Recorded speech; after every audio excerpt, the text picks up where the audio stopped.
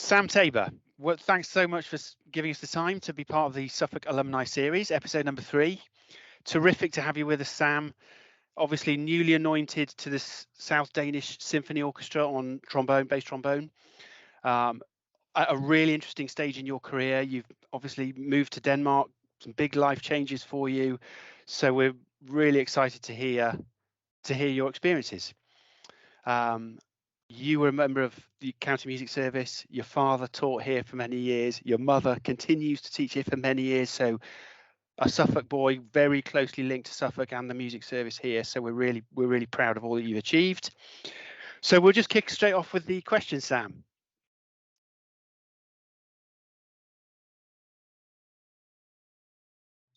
Well, I began playing trombone at the age of 10. But I would say I was about 13, 14 when I thought that playing the trombone could be a serious career choice for me, and it's maybe something I wanted to pursue quite seriously. And that's the point in most young people's lives where things do start to get a bit serious in terms of what am I going to be doing when I leave school. So yeah, kind of mid 14 onwards, I started to get serious, and then subsequent choices I made about what I was going to focus on then came from that.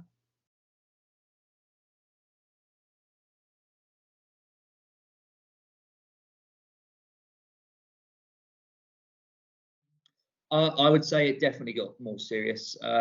Music as a whole, perhaps not so much, but definitely on the trombone and performing. I got serious about practice. I got serious about my education on trombone, and then I suppose subsequently from that, my education in music, extracurricular things I was doing outside of school. I started aiming for kind of broader horizons, or perhaps on a more higher level. So I kind of went from my local area to county area, and then eventually I was doing national area kind of level of performance, traveling to London for educational purposes as well. Yeah, it got serious in that I was like, I need to be at a level that I know is going to support me if I'm going to take this seriously.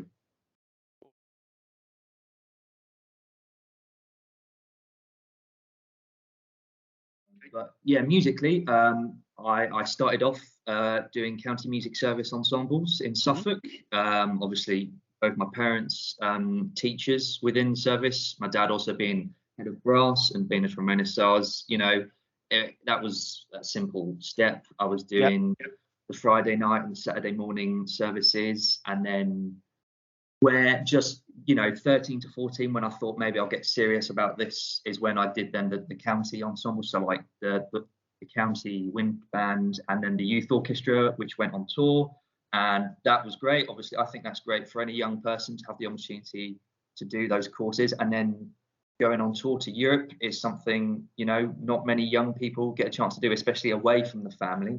Obviously, my dad was there anyway, but he was there as a member of staff, not as my father. And I grew a lot as a guy, as well as just a trombonist. And then when I did my GCSEs, I moved schools for sixth form, and at that same point, I then started attending the junior department at the Guildhall School of Music and Drama, in London at the weekends. For those that don't know, I think all music conservatoires in the UK offer a junior department, which the weekend on a Saturday. Essentially what it is students under the age of 18 that are still in school get a chance to do basically one day's worth of music college, essentially. So I was going there, having lessons on the trombone, having music lessons, playing an ensemble. It's very much like what County was offering, but perhaps maybe at a slightly higher level, because you're getting children from all over the country coming in, especially into London, which there's such a lot going on there. Very high level training, high level of performance and teachers. And then also at that same time, that then led me into applying and doing things like the National Youth Orchestra. And that was a great 2 years in my sixth form years. Really, that's, I think, when my standard I realised what standard I needed to be to be serious about becoming a performer, and you know, I got pushed by my colleagues and my teachers, which meant I was successful when I then applied for music college as an undergraduate, and I ended up attending the Royal Academy of Music for 4 years. Did that as an undergraduate student, got my bachelor's, finished that summer last year, 2021. And as I was finishing, I took an audition here in Denmark for the South Danish Symphony Orchestra, and I was successful in that audition. Myself and one other candidate were offered trials, which we did one after the other earlier this year. How long were the trials, Sam? It was 2 months each, just about, Okay. for both of us.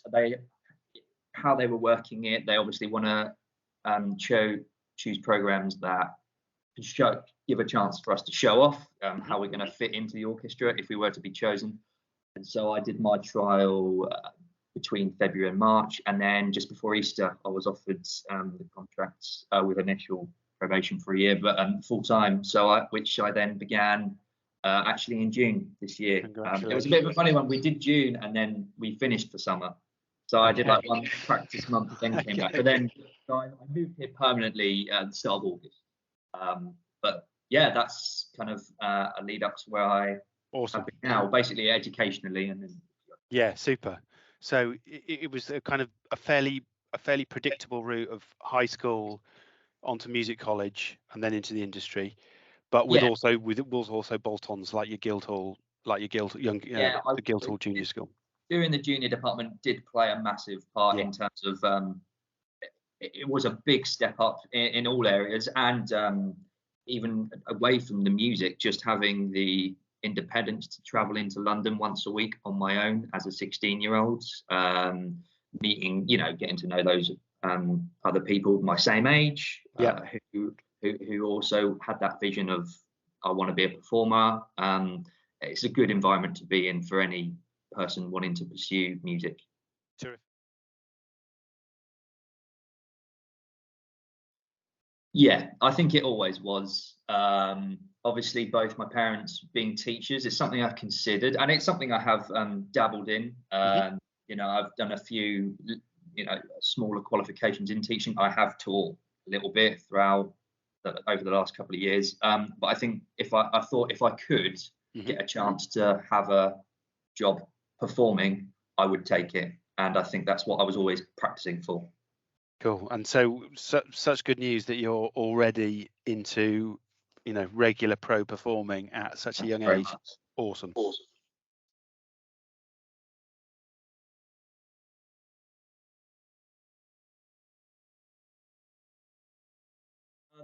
I think a big divide comes down between freelance work and work that I have previously auditioned or applied to do. So as a student, and in the first year out of music college after I graduated, I was freelancing, trying to create a bit of a freelance career in and around London and the UK. And I think a lot of it, very much the case at that point, is especially when you're trying to start out and get your name about within the circles of fixing and booking. Someone will know someone who knew you, and perhaps on one occasion the original person that was going to be in that seat has gone ill or something else has come up. And so someone will be like, oh, I've just heard of this new guy that's just come onto the scene. Why don't you give him a call? And so I'll get a text or a phone call saying, oh, hi, I'm just wondering if you're available to come and do this last minute. Maybe it's rehearsal, or perhaps it is a concert, maybe even a recording session or something different. And, then it's a case of saying, one, yes, I am free, and make yourself free. Making yourself, of course, and then obviously going there. So that is definitely much a luck thing, if that's kind of what you're alluding to.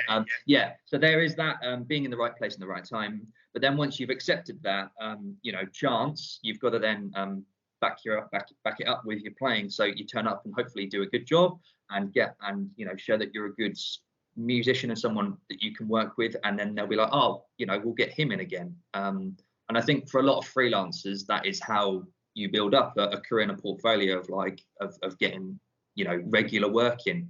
Whereas obviously for my orchestral job here now, I auditioned for that, and obviously I had to win that audition to get this job. So that was purely, you know, I put the work in and, you know, did a good audition, as does anyone. And, you know, winning an audition is probably the hardest thing any musician will have to do, if their aim is to be a performer. So, you know, only complete and utter preparation is gonna, on that side of things, get you the work on that side. How's your Danish? It's getting there. I'm doing a few. I've got the apps, the classic language apps, but I do actually get free Danish lessons as part of my visa here. Oh, nice. Starting those in February, and yeah, we'll see how that goes. Awesome. Sounds great.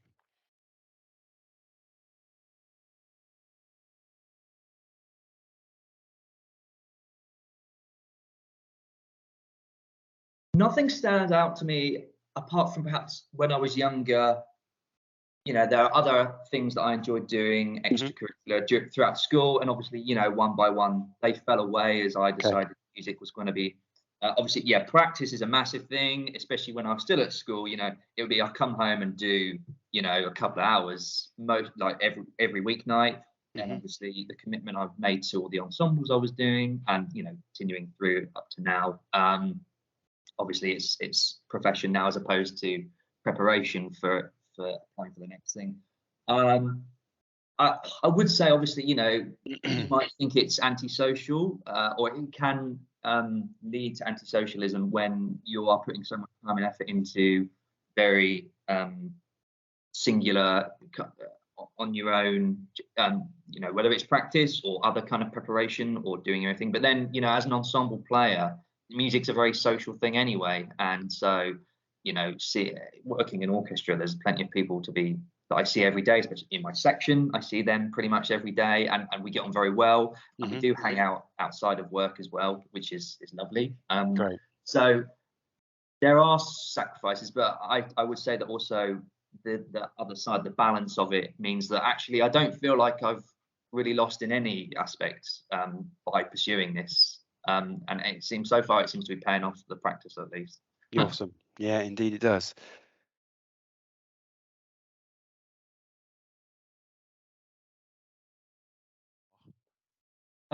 Yeah, well, I mean, definitely for anyone wanting to pursue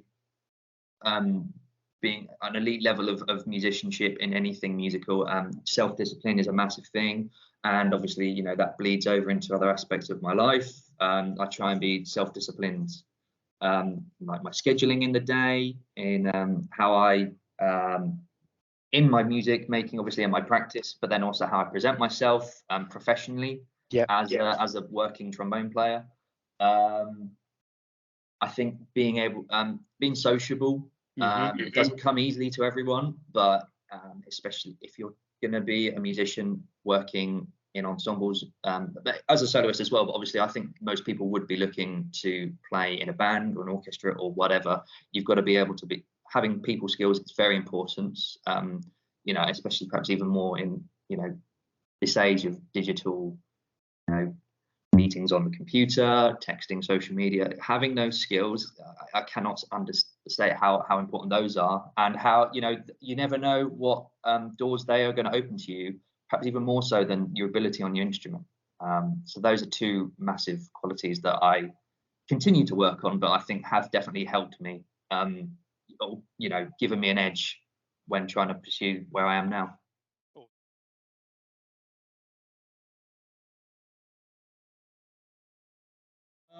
Well, I think if anyone watching this is currently a young person in school, perhaps maybe looking to apply to music college, regardless of what their future intention profession-wise might be. Number one, it's very difficult to get in. Now, I don't want to say that to put anyone off, because everyone could get in, and I would say if you are applying for music college, what they're going to be looking for is potential, not your current ability, because no one expects to enter into music college as good as they know you'll leave music college if you're doing an undergraduate degree. So it seems very simple, but putting the practicing and having a good idea about what you're working towards, and where you are relative to the standard of the other people that will be applying, because there always are a lot of applicants and they never take as many as that apply. And also just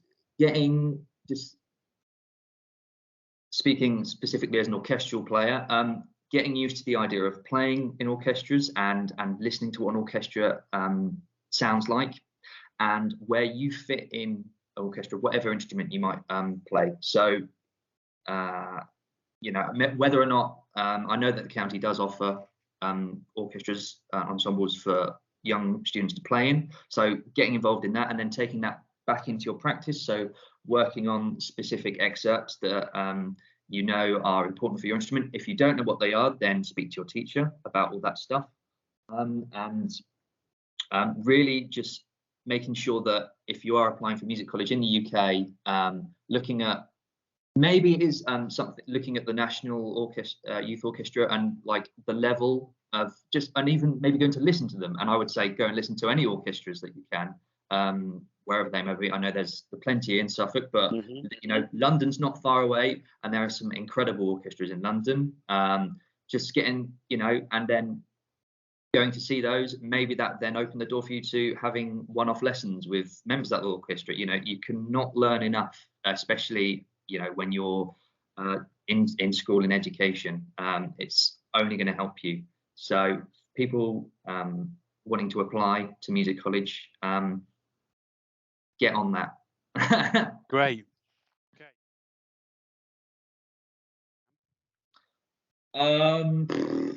This is going to be cringy, I know, but my father did inspire me a huge amount. You know, anyone who's been involved in Suffolk County Music Service in the last 20, about 20 plus years will know Vincent Tabor's name. He did a lot for me, obviously. You know, I know him differently than most other students will have known him. But even before I started the trombone, you know, I was watching him teach and conduct the county ensembles, and yeah, he did it very well. I think even the most unbiased people would say that he was very good at what he did, and he still is. You know, obviously he's not with the county anymore. But even as a brass player, he's a trumpet player, and you know, I think that definitely had a hand in me starting the trombone,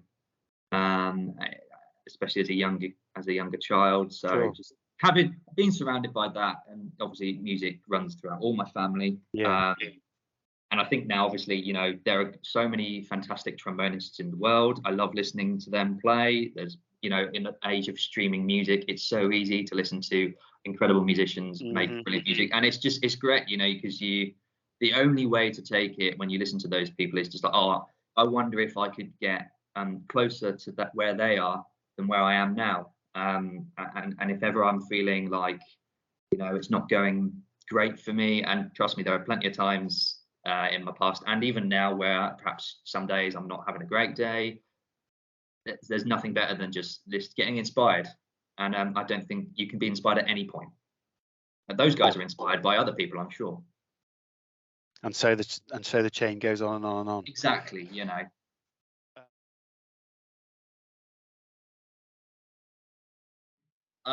People ask me this, and a quote has always stuck with me. Dizzy Gillespie, very famous jazz trumpet player in the 20th century, he said, sometimes I wake up and I win against the trumpet. And other times I wake up and the trumpet wins. And then one day I'll die and the trumpet will win. You know, and that I always just keep that in the back of my mind, because at the end of the day, it is only a hunk of metal, you know, trombone, if we're talking about the trombone.